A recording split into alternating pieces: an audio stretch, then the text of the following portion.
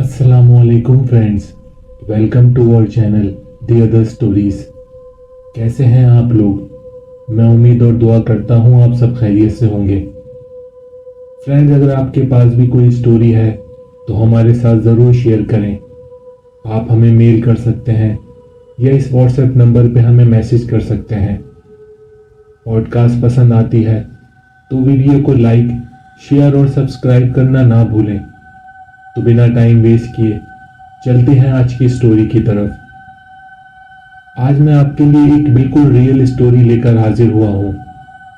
जिन लोगों को जिन्नात के होने पर यकीन नहीं होता वो ये स्टोरी ज़रूर सुने, क्योंकि बहुत सारे लोग इनको अपना वहम या अपने जहन की इमेजिनेशन मानते हैं और इन पर यकीन नहीं करते। पर आज की स्टोरी प्रूफ के साथ है, जिसको सुनकर आपको भी यकीन करना ही पड़ेगा। तो चलते हैं आज की स्टोरी की तरफ। ये स्टोरी है स्टेफना लोजारो की, जो स्पेन के मैड्रिड शहर के साउथ के इलाके विलाकस में रहती थी। उसका अपार्टमेंट विलाकस लुइस मरीन स्ट्रीट पर पोर्टल नंबर 8 में वाक़ था, जो अपार्टमेंट आज भी मौजूद है। उसकी फैमिली में उसके father conception Guterres, mother maxima Guterres और उनके 3 बच्चे थे। सबसे बड़ी स्टेफना, उससे छोटा मैक्सी और एक छोटी बहन शामिल थी। ये लोग उस अपार्टमेंट में 1971 में आए थे। स्टेफना की पैदाइश भी उसी अपार्टमेंट में 1973 में हुई थी। ये एक खुशहाल घराना था 1990 तक, जब तक स्टेफना कॉलेज जाना शुरू नहीं हुई थी। कॉलेज जाने से पहले स्टेफना बहुत अच्छी और सुलझी हुई समझदार लड़की थी। अपने बहन भाई से बहुत प्यार किया करती थी, अपने पेरेंट्स की बहुत रिस्पेक्ट करती थी। कॉलेज में भी शुरू में सब बहुत अच्छा चल रहा था। वो पढ़ाई में भी बहुत अच्छी थी। फिर जब स्टेफना की उम्र 18 साल की हुई तो उसमें कुछ चेंजेस आना शुरू हो गई। जैसे वो रात में उठ जाती और अजीब अजीब सी आवाज़ें निकालती और अपने घर की दीवारों को, जो लकड़ी की थी, उनको अपनी नाखूनों से खुरचती रहती। उसका बिहेवियर बहुत चेंज हो गया था। वो बात बात पे अपने छोटे बहन भाइयों से लड़ना शुरू हो जाती थी। वो बहुत ठंडे मिजाज की थी, लेकिन जब से ये मामला शुरू हुआ था वो बात बात में गुस्से में आ जाती थी। एक रात तो उसने अपने छोटे भाई पर हमला भी कर दिया था। जब उसका भाई चीखा तो उसके पेरेंट्स रूम में आ गए और स्टेफना से पूछा कि तुम्हें क्या हो गया है और तुम ऐसा क्यों कर रही हो। तो स्टेफना चुपचाप बिना कुछ कहे अपने रूम में चली गई।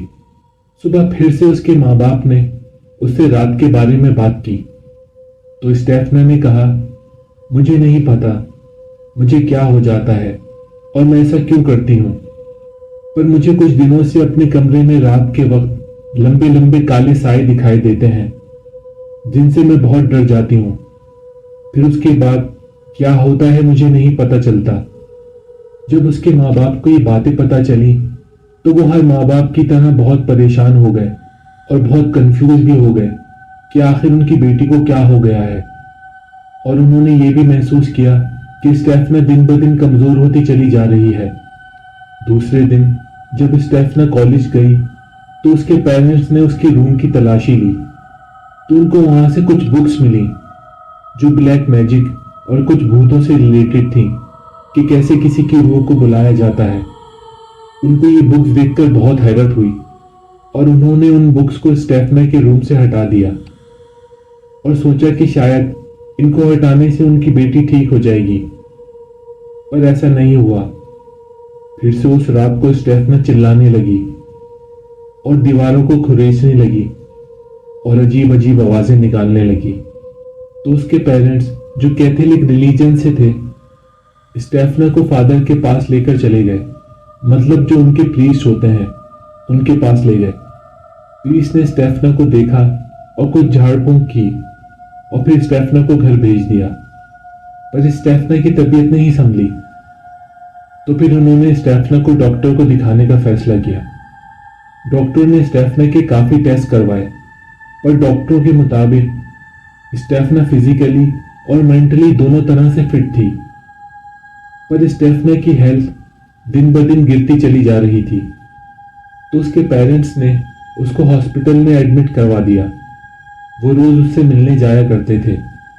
जुलाई 1990 में हॉस्पिटल में भी किसी की समझ नहीं आ रहा था कि स्टेफना को क्या हुआ है, क्योंकि इतनी केयर के बावजूद उसका वजन और उसकी सेहत गिरती चली जा रही थी, जबकि सब टेस्ट बिल्कुल नॉर्मल आ रहे थे।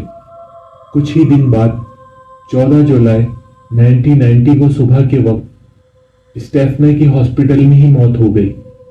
तो उस वक्त जो डॉक्टर स्टेफना को देख रहे थे, जिसमें डॉक्टर पेट्रो कबीजा और जॉर्जो अरोआ शामिल थे, उन्होंने स्टेफना के इंटरनल ऑर्गन्स की कुछ टेस्ट करवाए, पर उसमें भी मौत की वजह समझ में नहीं आ रही थी। फिर स्टेफना का पोस्टमार्टम करवाया गया, तो डॉक्टरों ने बताया कि स्टेफना की मौत इस्पीशिया की वजह से हुई है। इस्पीशिया मतलब दम घुटने की वजह से हुई है। ये रिपोर्ट सबके लिए चौंका देने वाली थी, क्योंकि हॉस्पिटल में उसकी बेइंतहा केयर हो रही थी। पूरा घर सदमे में था, क्योंकि स्टेफना कुछ अरसे पहले तक बिल्कुल ठीक थी और अचानक उसकी जवानी में मौत हो गई थी। तो घर वालों ने स्टेफना की कैथोलिक रिलीजन के हिसाब से बाकी रसूमात अदा कर दी।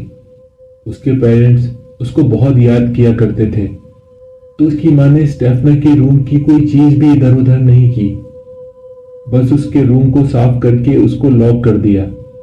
स्टेफना के कपड़े, उसकी चीजें, उसकी पिक्चर्स, किसी चीज को हाथ नहीं लगाया।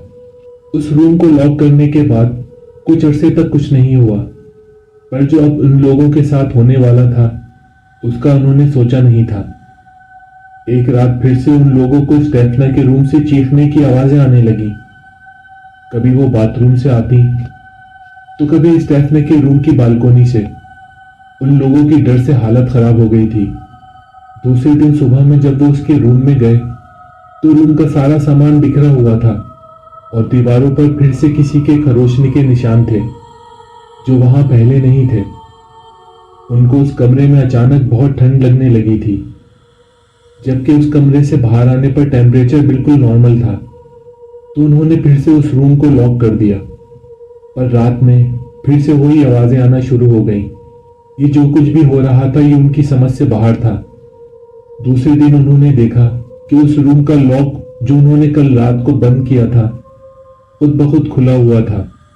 ये सब देखकर वो बहुत ज्यादा परेशान और डर गए थे। उनकी समझ नहीं आ रहा था कि अब क्या करना चाहिए। तो उन्होंने अपने आसपास के पड़ोसियों से इस बात को शेयर करने का सोचा। उनको डर था कि पड़ोसी उनकी बात का यकीन नहीं करेंगे, पर जब उन्होंने उनको ये बात बताई तो उन्होंने भी बताया कि हमें भी आपके घर से रात में ये आवाजें आती हैं। और जो पड़ोसी उनके बिल्कुल साथ में था, जिसका रूम स्टेफना के रूम से अटैच था, उनको तो ये आवाजें साफ साफ सुनाई देती थीं। तो उस रात उनके पड़ोसी उनके साथ उसी घर में रुके, तो उन्होंने भी देखा कि स्टेफना वाले रूम में सामान खुद से इधर उधर गिर रहा है और उस रूम में बहुत ठंडी हवाएं चल रही हैं और ऐसा लग रहा है जैसे कोई उस कमरे में रह रहा है, जो सामान को इधर उधर फेंक रहा है, पर दिखाई कोई नहीं दे रहा।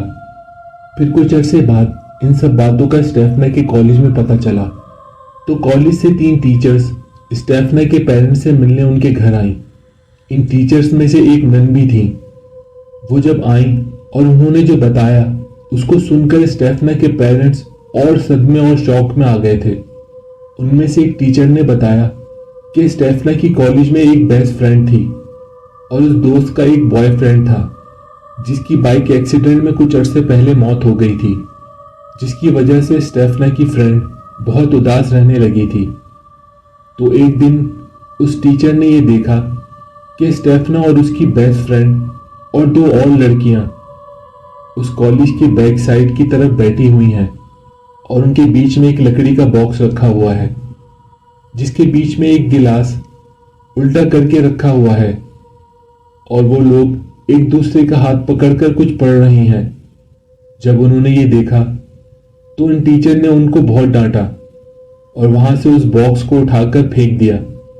उनके ऐसा करते ही उस गिलास में जो उस बॉक्स के ऊपर रखा हुआ था उसमें से एक सफेद रंग का धुआं निकला जो सीधा स्टेफना की नाक और मुंह से उसके अंदर चला गया था और स्टेफना वहीं बेहोश हो गई थी। टीचर परेशान हो गई तो उन्होंने स्टेफना की फ्रेंड से पूछा कि तुम लोग ये क्या कर रहे थे। तो उन्होंने बताया कि स्टेफना ने हमसे कहा था कि वो भूतों को बुला सकती है और उनसे बातें कर सकती है और ये सब उसने बुक्स पढ़कर सीखा है। स्टेफना को जब होश आया तो टीचर्स ने उसको बहुत समझाया। टीचर्स की ये सब बातें सुनकर स्टेफना के पेरेंट्स को समझ आ गया था कि जब से ही वो सारी बातें शुरू हुई थी, क्योंकि उसके बाद से ही स्टेफना के बिहेवियर में चेंजिंग आना शुरू हो गई थी। उसके बाद स्टेफना के टीचर्स चले गए। फिर 2 साल बाद 1 नवंबर 1992 में उसके पेरेंट्स फिर से स्टेफना के रूम में जाते हैं जो 2 साल से लॉक था। तो इस बार जो उनके साथ हुआ वो बहुत डरावना था। जैसे ही वो लोग कमरे में एंटर हुए, कमरे में लगा क्रॉस खुद से उल्टा होकर जमीन पर गिर गया और स्टेफना की पिक्चर्स जो दीवार पर लगी थी खुद से नीचे गिर गई। तो स्टेफना की मदर ने उसकी पिक्चर को नीचे से उठाकर फिर से दीवार पर लगा दी, पर वो पिक्चर फिर से नीचे जमीन पर गिर गई।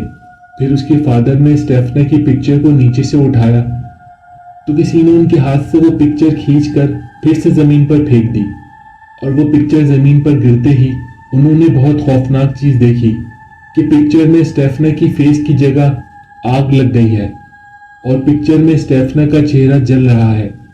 हैरत की बात यह थी कि पूरी पिक्चर में कहीं और आग नहीं लगी सिवाय स्टेफना के फेस के। ये मंजर देखकर उनके पसीने छूट गए थे। तो उन्होंने उसी दिन कारपेंटर को बुलाकर स्टेफना के रूम को बिल्कुल लॉक करवा दिया और उसके बाद उन्होंने घर के वजनी सामान को उस रूम के गेट के आगे रख दिया कि कभी कोई इस डोर को खोल ही ना पाए। ये करने के बाद उनको लगा शायद अब सब ठीक हो जाएगा, पर आगे उनको और भयानक चीजों का सामना करना था। उस रात जब वो सोए हुए थे तो उनको उस कमरे से इतनी खौफनाक आवाजें आना शुरू हुई कि वो आवाजें उससे पहले उन्होंने कभी नहीं सुनी थी। सुबह उठकर जो उन्होंने देखा वो नाकाबिल यकीन था। जो डोर उन्होंने कल कारपेंटर से लॉक करवा दिया था वो टूटा हुआ था और उस कमरे के आगे रखा वजनी सामान इधर उधर पड़ा हुआ था। ये सब देखकर उन्होंने इस घर को छोड़ने और दूसरी जगह शिफ्ट करने का सोच लिया। जिस दिन उन्होंने ये सोचा उसी दिन रात में स्टेफना की मदर जब सो रही थी, उनको लगा कोई उनके ऊपर चढ़कर बैठ गया है और उनका गला दबा रहा है। उन्होंने बड़ी मुश्किल से अपने आप को आजाद करवाया। उनकी हालत इतनी खराब हो गई थी कि कुछ सेकंड अगर ऐसा और चलता तो उनकी जान चली जाती। तो जब उनको कुछ समझ नहीं आया तो उन्होंने 26 नवंबर 1992 को पुलिस की मदद लेने का सोचा और उनको कॉल करके इन पैरानॉर्मल एक्टिविटीज के बारे में बताया। तो वहां से पुलिस की एक टीम आई जिस टीम के हेड जॉश नेगरी थे। जब वो उनके घर पहुंचे तो उन्होंने देखा कि स्टेफना की फैमिली अपार्टमेंट के बाहर खड़ी है। तो उन्होंने अपनी टीम के 2 ऑफिसर्स को उनके साथ छोड़ दिया और 2 ऑफिसर्स और स्टेफना के फादर के साथ उस अपार्टमेंट के अंदर गए। तो उन्होंने स्टेफना के रूम को चेक किया तो उनके होश उड़ गए। स्टेफना के रूम का सामान हवा में उड़ रहा था। कोई चीज उधर दीवार से टकराकर टूट रही थी तो कोई दूसरी दीवार से। उसके साथ साथ उनको स्टेफना की बालकोनी से आवाज आने लगी। वहां जाकर देखा तो वहां कोई नहीं था। फिर वो आवाज बाथरूम से आने लगी, पर चेक करने पर वहां भी कोई नहीं था। उस रूम का टेम्परेचर भी गिरता चला जा रहा था, जबकि रूम के बाहर का टेम्परेचर बिल्कुल नॉर्मल था। ये सब चीजें एक्सपीरियंस करने के बाद उनको अपनी आंखों पर यकीन नहीं आ रहा था।